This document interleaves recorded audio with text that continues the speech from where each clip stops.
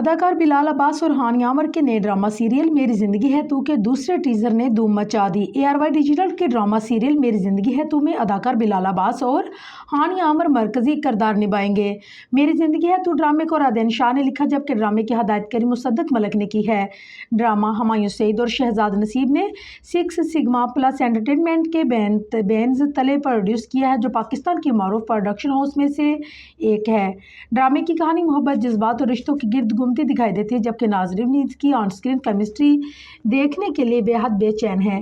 بلال اور ہانیہ پہلی بار ساتھ مرکزی کردار نبھائیں گے اور مداح بھی انہیں ایک ساتھ دیکھنے کے لیے بے تاب ہیں، پہلی قسط کا بے صبری سے انتظار کر رہے ہیں۔